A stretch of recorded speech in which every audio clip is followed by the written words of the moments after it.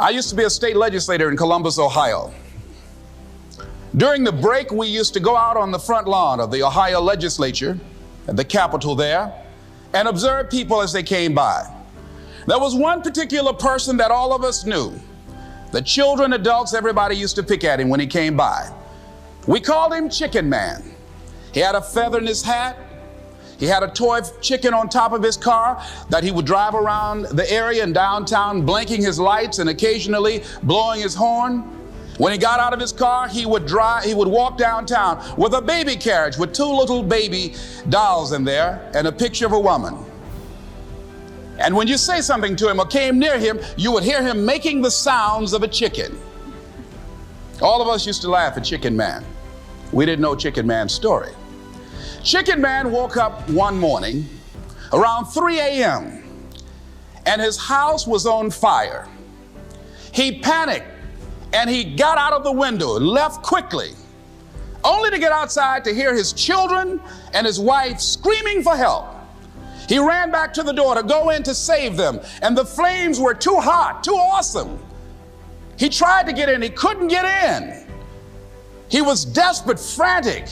Pretty soon the cries stopped. They perished in the fire. His brother-in-law came, found out that his sister had died and his nieces in the fire, grabbed Chicken Man and started beating him. "You chicken, why did you save my sister? You're chicken, you're chicken." When the people pulled him off Chicken Man, they picked him up and said, "Are you all right?" And Chicken Man looked at him and he started making the sounds of a chicken. He never ever overcame that tragedy. He was stuck. From that experience, none of us knew why Chicken Man went around with this picture and these little dolls. I remember when I was stuck in anger for a long time, when I made a commitment to my adopted mother that I was going to purchase her a home. I'll never forget the experience of working real hard to get the money for the down payment. Someone had told me of a beautiful home in an exclusive area of Miami. Went to see it, took my mother there, and she said, "Yes, I want it." It was on the water. We went to the closing. My attorney said, "Les, have you had a title search?" I said, "What's a title search?" "Well, we just take a couple of days to check it out and make sure there are no liens against the property that you might have to pay if you buy this home." The guy who was there selling me the house, he said, "Listen," he said, "the only reason that I'm selling you this house and selling it at a loss is because I admire the fact that you want to purchase this house for your mother. I have another guy who will give me substantially more money, but I like you, and I've got to get back to Philadelphia. Now, if we cannot consummate this deal now, then the deal is off." I said, "There are no liens against the property?" He says, "No, of course not." I looked at my attorney, I said, "I believe him, I'll sign." She said, "Mr. Brown, I'm not questioning his honesty." She said, "But business is business." I signed that contract. And we had a big celebration. Everybody in the neighborhood was talking about Leslie coming home, one of the twins that Mamie adopted, to buy her a home. Child, isn't that nice? God is going to bless him.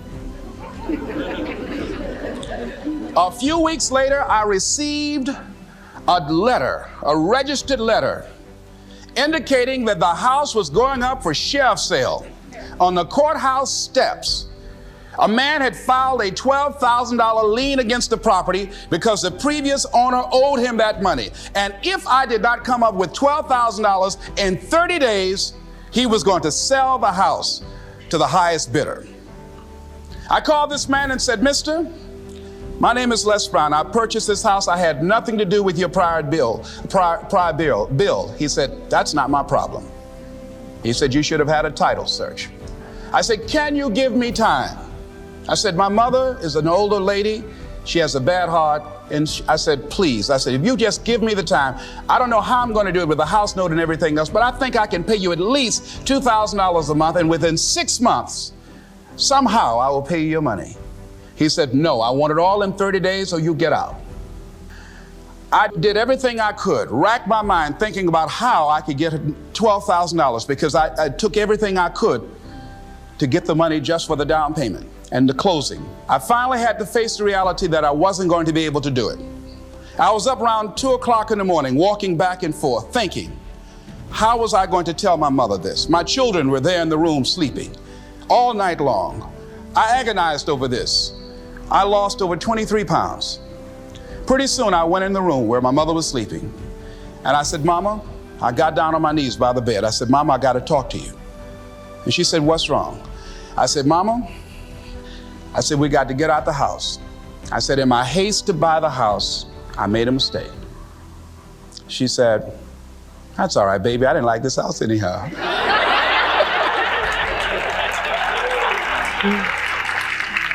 I said, Mama, you told me you loved it. I brought our friends out here to see it. She said, you know I have arthritis in my knees, and I don't like going up the steps, but I knew it made you happy. You loved it so much. I said, Mom, I've lost 23 pounds agonizing over this. Well, we had to pack up and go back to the old house down the street from Northwestern High School in Liberty City. I was reading a book on forgiveness.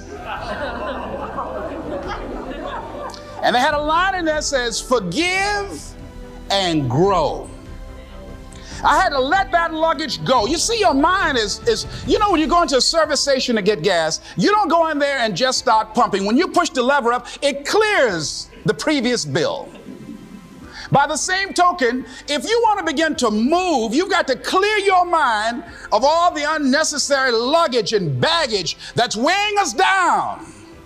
I couldn't move. I couldn't think about what am I going to do to get out of this situation, because I was so concerned about what happened and what he did to me and how bad it was.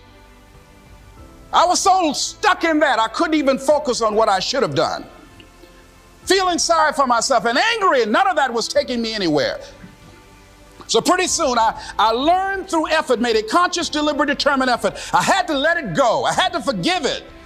Let it go and begin to focus on developing myself. And I say to you, you're going to have people to do things to you. Things are going to happen to you. And the most important thing to do is to harness your will and let it go and move so you can grow, so you can get on with your life. It doesn't matter about what happens to you. What matters is, what are you going to do about it? What are you going to do now, Les? Huh? How long are you going to tell everybody at the bus stop and anybody who would stand and listen to you? How long are you going to repeat the same thing over and over and over and over and over again? How many times do we have to hear that? Don't go around telling people what your story is. Everybody has a story. 80% don't care and 20% glad it's you. They say, I'm glad that didn't happen to me. Sometimes you think you got some problem. You hear somebody else's problem, and if their problem is real bad, it make you feel good. Am I right? All right. So I had to let that go. All of us got stories to tell. Chicken Man allowed his tragedy to destroy his life. All of us have experienced some tragedy, and if we haven't, we will. And you can either let it destroy your life, or you can build upon it. You can permit it to let it hold you down, or you can decide, I'm not going to let that happen to me. I'm bigger than this. Make a declaration to yourself. Declare all out war that you're going to get out of this rut. I don't care how good you are. I don't care how talented you are. I don't care how much you work on yourself. There are some times when things aren't going to go right. They just are not going to go right. There are times when anything that can happen will happen. Murphy's Law will be knocking at your door. Why? I don't know why. That's called life. And you have to deal with it. Sometimes your life will be in a slump, just like sports. Some of the best shooters can't hit baskets different times in games. They get in a slump. Do they sit on the sideline and say, I just didn't hit a basket today? No, they continue to execute. I suggest to you that if you are facing a challenge, don't stop. Stay busy. Work your plan. Continue to do those things that you know that work for you after you have evaluated yourself in the situation. Find somebody that you can help so you can forget about you for a moment. See, sometimes the best thing to do is to be. Sometimes you have to just back up and go within yourself. A bow and arrow, you can't take a bow and just push it out an arrow. You just can't push the arrow out. You have to pull it back and then release it. Sometimes you have to back up and go within and pray and meditate and recharge your batteries. Go away, clear your head, and then come back and look at it from a different vantage point. Don't operate while you're under the spell or the effect of what's going on. Next thing is that you've got to activate the thinker in you. Don't allow your emotions to control you. We are emotional, but you want to begin to discipline your emotion. If you don't discipline and contain your emotions, they will use you. Your mind goes on automatic, just like a garden. You know, I loved reading the book called As a Man Thinketh by James Allen. He uses the analogy of the mind being like a garden. You know, weeds don't have to have any encouragement to grow. You don't have to water them. They don't have to get sunshine. They don't have to have fertile ground. They will grow through the cracks of a sidewalk. But if you want to grow orchids or roses or any kind of exotic flowers, there are special processes and procedures you must go through. Well, by the same token, you don't have to force yourself or motivate yourself to think negatively, to be depressed, to hate somebody, to want revenge, to want to get back at somebody, to beat yourself up over the head, to feel loaded with guilt. You don't have to make any effort to do that. Your mind is on automatic. It will do that by itself. But if you want to begin to move into your own personal greatness, if you want to begin to really enjoy a happy, successful, healthy life, you've got to be willing to go against the tide. You've got to be willing to harness your will and say, in spite of this, I'm in control here. I'm not going to let this get me down. I'm not going to let this destroy me. I'm coming back, and I'll be stronger and better because of it. You have got to make a declaration that this is what you stand for. You're standing up for your dreams. You're standing up for peace of mind. You're standing up for health. You want it, and you're going to go all out to have it. It's not going to be easy. When you want to change, it's not easy. If it were in fact easy, everybody would do it. But if you're serious, you'll go all out.